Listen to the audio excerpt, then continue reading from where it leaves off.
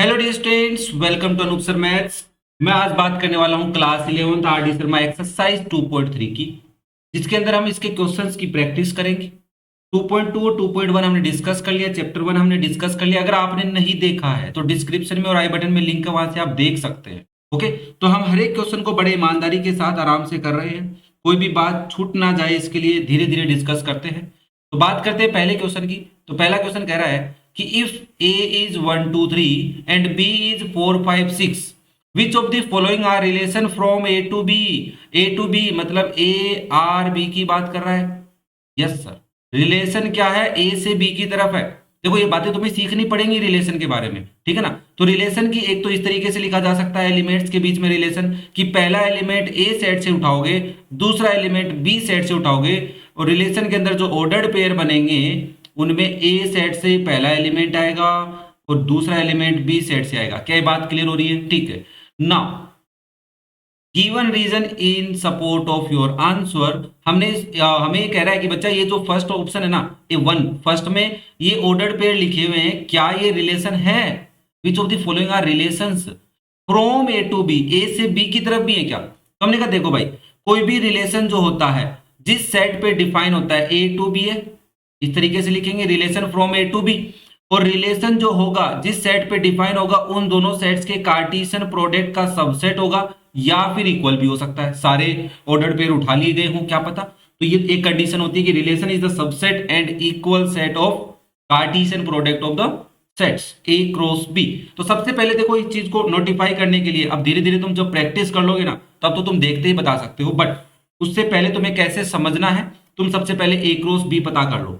ए cross B पता करोगे तो तुम कहोगे सर ए सेट हमारा है 1 2 3 और बी सेट जो है वो हमारा क्या है 4 5 6। तो ए क्रॉस बी क्या बनेगा? पहले सेट का एक एलिमेंट, फिर दूसरे सेट का उसके साथ एलिमेंट, अगेन पहले के साथ दूसरे सेट का एलिमेंट, पहले के साथ दूसरे का, जब तक बात नहीं बन जाए, मतलब खत्म नहीं हो जाए, तब तक चलते रहो। अब दूसरे एलिमेंट को उठा के लाओ, 2 4 बन जाएगा, 2 5 बन जाएगा, 2 का 6 के साथ रिलेशन भी बनेगा, ऐसे ही 3 का 4 के साथ रिलेशन बनेगा, 3 का 5 के साथ रिलेशन बनेगा, और 3 का 6 के साथ भी रिलेशन बनेगा। तो ये तुम्हारा ए क्रॉस बी हो गया। I think a cross b तुम्हें लिखना आ गया होगा भाई ना। पहले एलिमेंट्स को देख लो, पहले वाले को मैंने देखा, क्या देखा कि मैंने कहा 1,6 क्या इसमें है? हाँ परजेंट है भाई। 3,4 क्या परजेंट है? जरूर परजेंट है। 5,2 क्या इसमें कहीं दिख रहा है? ओहो हो, ये तो है ही नहीं। तो हम कहेंगे सिंस 5,2 का जो ऑर्डर्ड पेयर है वो not belongs to a cross b. Okay, अरे समझ में आई क्या बात? ए क्रॉस बी का जो ऑर्डर्ड पेयर बना या सेट बना है, उस सेट के अंदर तो 5,2 है ही नहीं, तो वो रिलेशन में कहां से आ जाएगा? तो हम कहेंगे it is not a relation from A to B.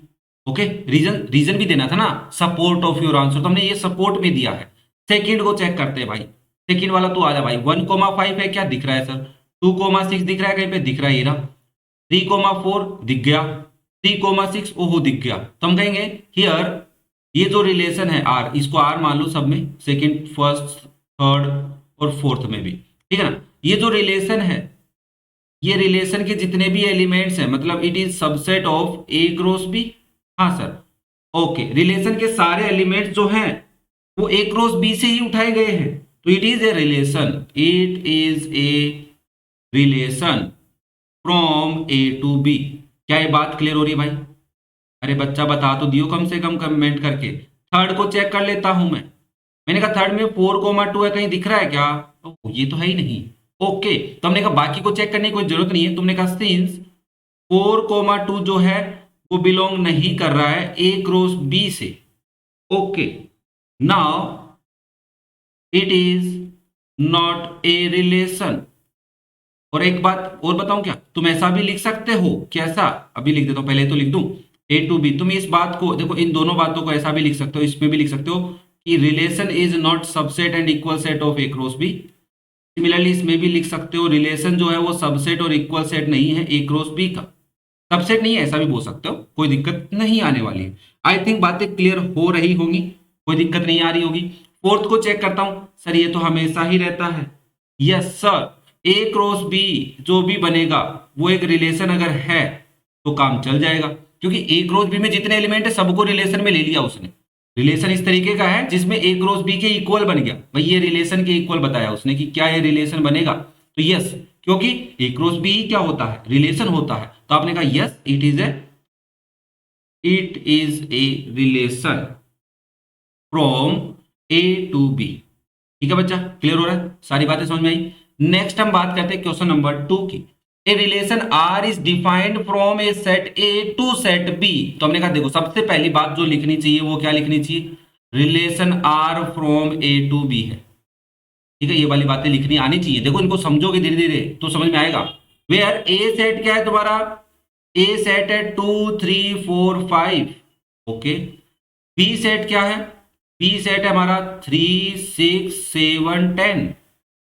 As follows, x comma y relation से बिलोंग करेगा इफ एंड ओनली इफ। ओहो, ये वाला ये देखो स्टेटमेंट्स दे रहा है, सेट बिल्डर फॉर्म में देने की कोशिश कर रहा है हमारे को कि x is relatively prime to y, y के लिए रिलेटिव प्राइम है। इस बात का मतलब ये होता है x एंड y आर को प्राइम।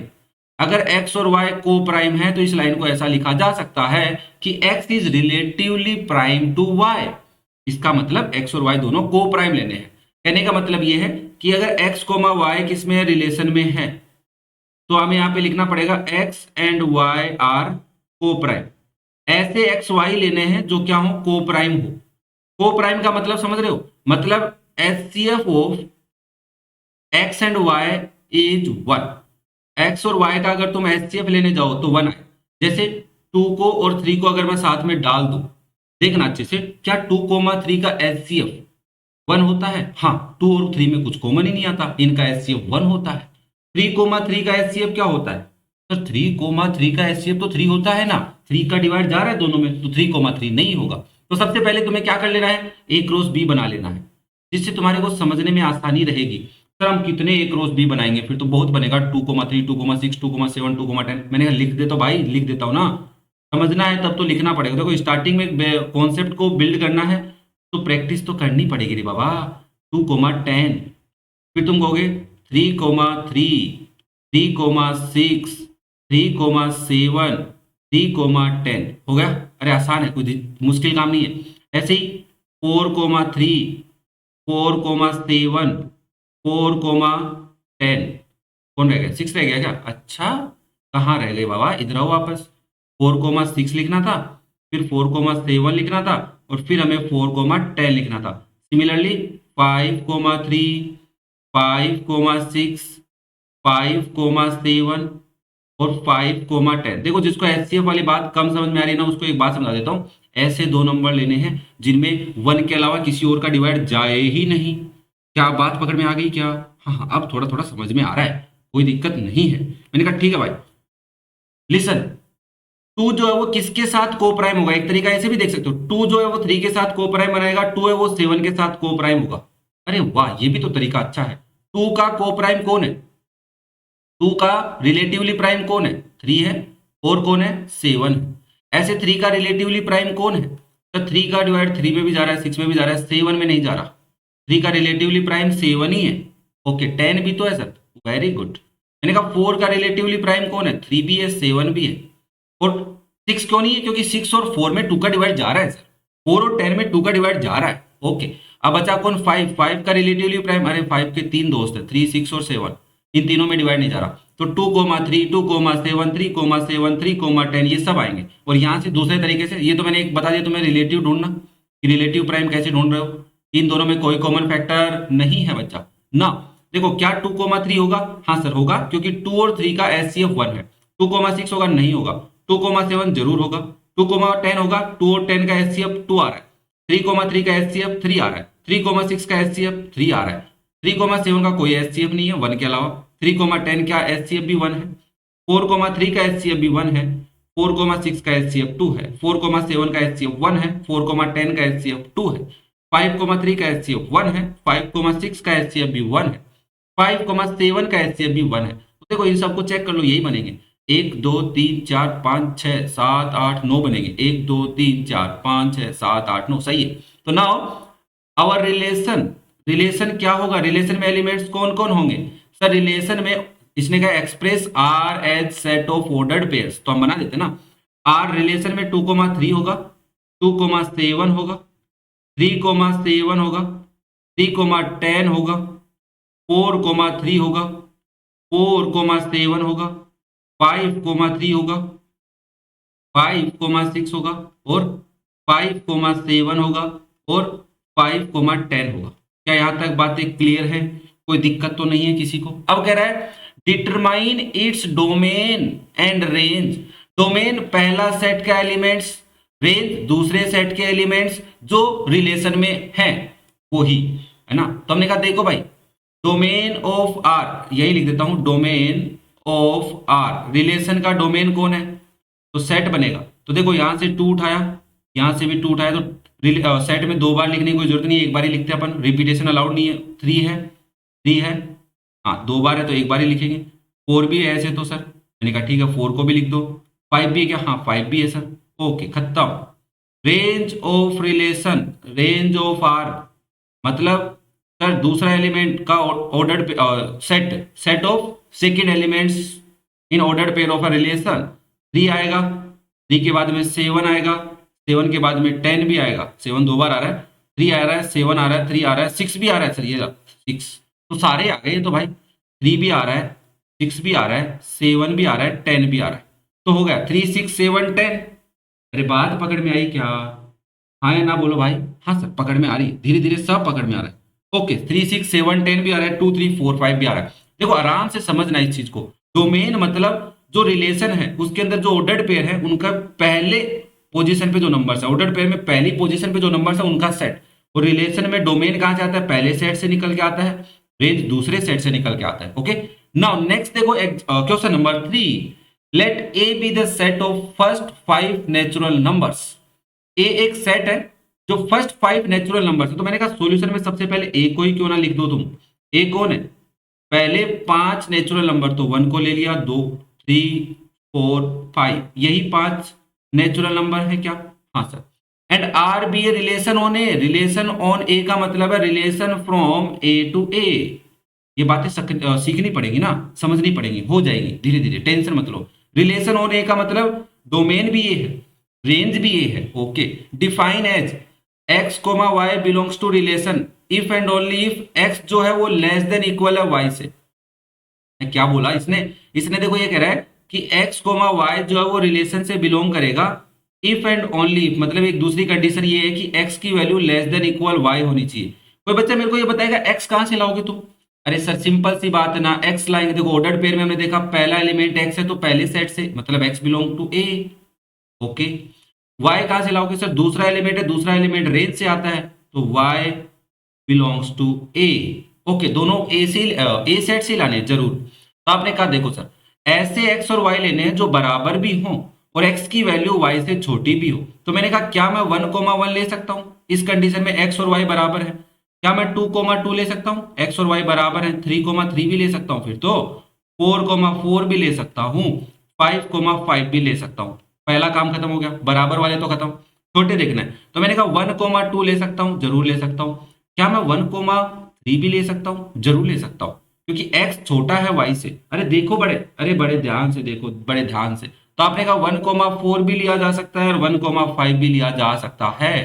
ठीक है नाउ 2 के साथ कौन आएगा, 2 के साथ 2 तो आ गया, 2 के साथ 1 आएगा क्या, नहीं, क्यों नहीं आएगा भाई, कोई बताएगा मेरे को 2 के साथ 1 क्यों नहीं आ रहा, क्योंकि सर y जो है वो 1 है, x जो है वो 2 है, 2 बड़ा है y से, और कंडीशन हमें कह रही है कि x की वैल्यू छोटी लेनी है y से, तो इसलिए इसको नहीं लेंगे। तो 2 के साथ 3 आ जाएगा, जरूर आएगा। ऐसे ही 2 के साथ 4 आएगा, जरूर आएगा। क्या 2 के साथ 5 आएगा, जरूर आएगा। सिमिलरली 3 के साथ 3 तो लिख दिया तुमने, 4 भी लेना है और 3 के साथ 5 भी लेना है। 4 के साथ ओनली 5 आएगा या फिर 4 आएगा, यही एलिमेंट्स आएंगे। और ये क्या है तुम्हारा, ये तुम्हारा रिलेशन है, सिंस, ये सिंस लगा के अकॉर्डिंग टू क्वेश्चन। क्या ये बात पकड़ में आई क्या, 1,1 2,2 3,3, हाँ ऐसे भी लिख सकते थे 1,1 1,2 1,3 ऐसे करके भी लिख सकते थे, कोई दिक्कत नहीं है। आई थिंक बात क्लियर हो गई होगी, समझ में आ गया होगा क्वेश्चन नंबर 3। अब क्या कह रहा है, express R and R inverse, अभी बताता हूं आर इनवर्स क्या होता है।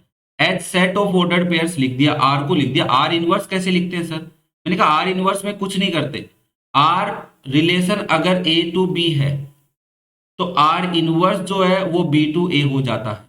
और दूसरी बात देखो ध्यान से, अगर आर जो है वो ए कोमा बी का ऑर्डर्ड पेयर है तो आर इनवर्स जो होगा वो बी कोमा ए का ऑर्डर्ड पेयर होगा। बस क्या सर, बी कोमा ए मतलब जो ए कोमा बी आर में हैं उनको बी कोमा ए बना दो बस। तो मैंने कहा देखो इस 1,1 का उल्टा बनाऊंगा तो क्या बनेगा, 1,1 ही बनेगा। ओके, 2,2 का उल्टा क्या बनेगा, 2,2 ही बनेगा। 3,3 का उल्टा 3,3, 4,4 का उल्टा 4,4, 5,5 का उल्टा 5,5, 1,2 का उल्टा क्या बनेगा रे बाबा, 2,1, 1,3 का उल्टा 3,1, 1,4 4,1, 1,5 5,1। ओके, 2,3 का उल्टा 3,2, 2,4 का उल्टा 4,2, 2,5 का उल्टा 5,2। ओके, 3,4 का उल्टा 4,3। देखो बड़े मजेदार, मजा आ रहा है ना, ऐसे मजे लेने समझते समझते तो मजा आया भाई। ऐसे मान लो आर अगर तुम हो तो आर इनवर्स तुम्हारा बच्चा है, वो बच्चा तुम्हारी बात बिल्कुल नहीं माने। अब तुम तो क्या है, बच्चे तुम्हारे कहाँ बच्चे होंगे, मतलब ये समझ लो आर तुम्हारे पापा है, आर इनवर्स तुम है, तुम उनकी बातों का उल्टा काम करते हो। वो कहते हैं बाहर नहीं जाने का तो तुम्हारे बाहर जाने का मन करता है, वो कहते हैं मोबाइल में चलो पढ़ लो तो तुम्हारा मन करता है मोबाइल चलो पढ़ना नहीं है। तो आर इनवर्स ये होता है। अब पहला portion, domain of are inverse, मतलब सर आर इनवर्स की डोमेन, आर इनवर्स की डोमेन कौन होती है। मैंने कहा डोमेन का क्या मतलब होता है, डोमेन पहले सेट से आता है और कोडोमेन दूसरे सेट से आता है। और यहां पे तो मजेदार बात ये कि आर अगर ए टू ए है तो आर इनवर्स कहां से कहां होगा, जल्दी बताइए, ए टू ए ही होगा सर। हाँ यार देखो, आर जो रिलेशन है उस रिलेशन का डोमेन अगर ए है तो आर इनवर्स का वो बन जाता है रेंज। ओके, आर अगर ए है मतलब उसकी रेंज अगर ए है तो आर इनवर्स का डोमेन बन जाता है ए। क्या ये बातें क्लियर हो रही हैं, ठीक है ना। अब मुझे इसकी डोमेन पूछ रहा है, मेरे पास आर इनवर्स है, इसकी डोमेन कौन होगी, डोमेन में कौन होगा, 1 भी होगा, 2 भी होगा, 3 भी होगा, 4 भी होगा, 5 भी होगा। और मैंने कहा यही तो है, तो आप यहाँ पे क्या लिख सकते हो, डोमेन क्या लिख सकते हो रे बाबा, जल्दी बताओ मुझे। देखो मैं यहाँ पे एक स्लाइड लाता हूँ, खाली स्लाइड, और फिर हम डिस्कस करते हैं। खाली स्लाइड लानी जरूरी है रे बाबा, यहाँ पे आप डिस्कस करो, तब तक सोचो। मैं ब्लैंक स्लाइड ले आता हूँ, ये लो भाई ब्लैंक स्लाइड।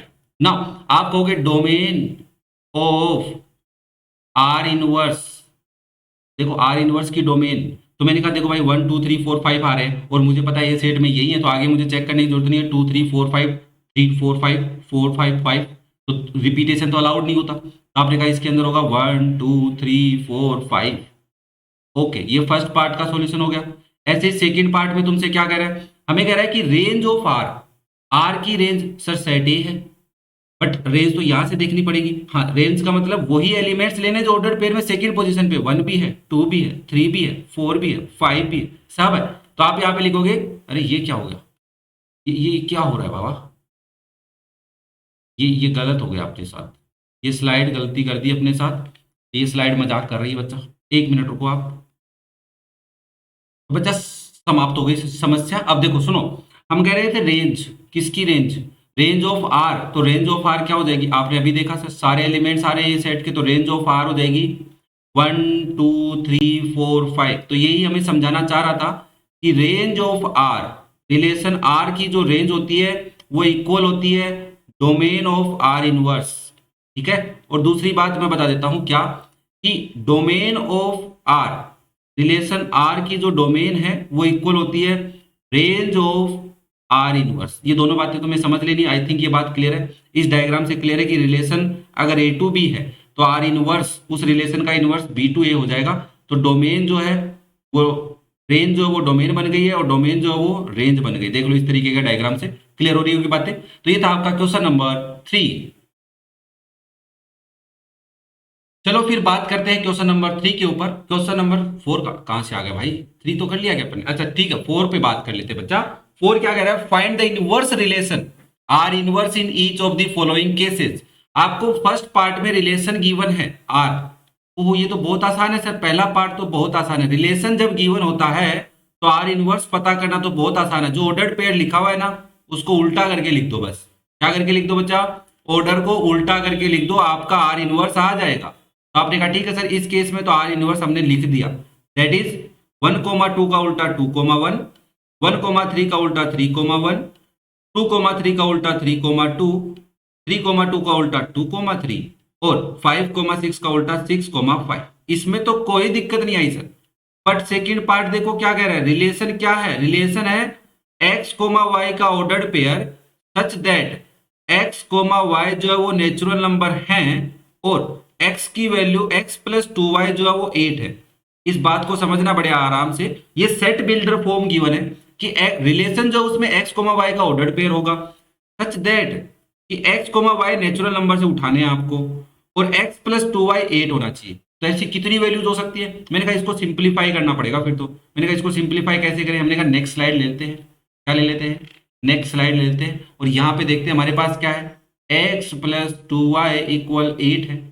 नेचुरल नंबर क्या है 1 2 3 4 5 6 7। अब तुम्हारे दिमाग में आ रहा हो कितने नंबर लेने पड़ेंगे यार, यहाँ पे तो मैंने कहा नेचुरल नंबर ही लिख रहा हूँ। ये लो बस बस रोक दिया मैंने, ये n है नेचुरल नंबर। ओके सर, मैंने कहा माना कि x, अब यहाँ पे ऐसा लिख लो ना, इसको x इक्वल लिख दो 8 माइनस 2y। तो y की वैल्यू रखते जाओ, क्या रख दी, मान लो y की वैल्यू तुमने 1 रखी यहाँ पे आराम से। समझना थोड़ा सा, ये थोड़ा मुश्किल सा लग रहा है बट है नहीं। y की वैल्यू 1 रखी तो x की वैल्यू क्या आ गई 8 माइनस 2 दैट इज 6। ओके, जब आपने y की वैल्यू 2 रखी तो x की वैल्यू क्या आई 8 माइनस 4 हो गई, क्या 2 2 जा 4 तो दैट इज 4। जब तुमने y की वैल्यू 3 रखी तो y की वैल्यू 3 रखते ही x की वैल्यू क्या आ गई 8 माइनस 6 2। ओके, जब आपने y की वैल्यू 4 रखी तो x की वैल्यू क्या आ गई 8 माइनस 8 0। ओ सर ये तो लेनी नहीं है, मैंने कहा क्यों नहीं लेनी, क्योंकि सर x की वैल्यू 0 आई है जो एक नेचुरल नंबर नहीं है, तो मतलब y की वैल्यू 4 नहीं लेनी है, नहीं लेनी है। तो यहां से ऑर्डर्ड पेयर क्या बनेंगे, पहला इस केस से ऑर्डर्ड पेयर क्या बनेगा 6,1। अरे क्या बोला सर आपने, मैंने कहा हाँ भाई 6,1 बनेगा। क्यों बनेगा, क्योंकि x पहले लिखना है y बाद में लिखना है रे बाबा, x पहले y बाद में। ओके सर, यहां से ऑर्डर्ड पेयर क्या बनेगा 4,2 बनेगा और यहां से ऑर्डर्ड पेयर क्या बनेगा 2,3 बनेगा। तो ओनली 3 एलिमेंट्स है। मैंने कहा हाँ बच्चा, तो इसमें आप क्या लिख सकते हो, कहां लिखना है, कहां लिखना है, यहां लिखना है। तो आपने कहा रिलेशन आर में कौन कौन है, यहां से देख के लिख दो। पहला तो 2,3 लिख दो, पहला क्या है 2,3। दूसरा कौन है बाबा, दूसरा 4,2 है, क्या है 4,2। और तीसरा क्या है, तीसरा हमारे पास है 6,1। जब हमने आर लिख ही लिया तो इसके अंदर आर इनवर्स लिखते कोई दिक्कत है अपने को, नहीं है सर। क्यों नहीं है, क्योंकि सर 2,3 का उल्टा लिख देंगे ना 3,2, 2,4 का उल्टा 4,2 का उल्टा 2,4 और 6,1 का उल्टा 1,6। क्या ये बात समझ में आई क्या, बड़ी मुश्किल थी लग रही थी बट थी नहीं। अब बात करते हैं अपन पार्ट नंबर 3 की। किसकी बात करते हैं, पार्ट नंबर 3। पार्ट नंबर 3 क्या कह रहा है, R is a relation from this to this defined by y equal x minus 3 के। हमने कहा देखो इसको मैं बड़े आराम से लिखाता हूं। थर्ड पार्ट क्या कह रहा है, थर्ड पार्ट ये कह रहा है साहब कि r एक रिलेशन है। ओके, रिलेशन किससे किस में है, तो सेट दे रखा है सर। पहला सेट हमें क्या दे रखा है 11 12 और 13 का। ओके, दूसरा सेट क्या दे रखा है तुम्हारे को, सर दूसरा सेट दे रखा है 8 10 और 12। मैंने कहा वेरी गुड। और रिलेशन में डिफाइन बाय क्या दे रखा है y की वैल्यू x माइनस 3 होगी। तो मैंने कहा इस बात को मैं ऐसा लिख सकता हूं कि ये मेरा सेट A है मान लिया मैंने, और ये सेट B है। तो सारी बातें लिखनी सिखा रहा हूं, तो relation from A to B है। अरे ऐसा ही तो लिख रहा है कि relation from this set to this set, तो A टू B हो गया। और रिलेशन में क्या है x, y के ऑर्डर्ड पेयर है सच दैट x जो है वो A सेट से बिलोंग करेगा, y जो है वो B सेट से बिलोंग करेगा, और तीसरी कंडीशन y की वैल्यू x माइनस 3 होनी चाहिए। देखो इस पूरी इंफॉर्मेशन को मैंने सेट बिल्डर फॉर्म में तुम्हें लिख के दिखाया। धीरे धीरे ऐसे लिखते लिखते ही सीखोगे रे बाबा, डायरेक्ट नहीं सीखेंगे हम, लिखते लिखते ही सीखेंगे। तो मैंने कहा क्या करना चाहिए, मैंने कहा x की वैल्यू y की वैल्यू x माइनस 3 है। तो मैंने कहा तुमने अगर x की वैल्यू 11 ली तो y की वैल्यू क्या आई, तो आपने कहा 11 माइनस 3 आई दैट इज 8। क्या 8 ले सकता हूं, क्यों y जो b में है, तो ठीक है। तो यहां से ऑर्डर्ड पेयर बन गया 11,8। ठीक है, फिर आपने x की वैल्यू ले ली 12, तो y की वैल्यू क्या हो गई 12 माइनस 3 कितना आएगा 9।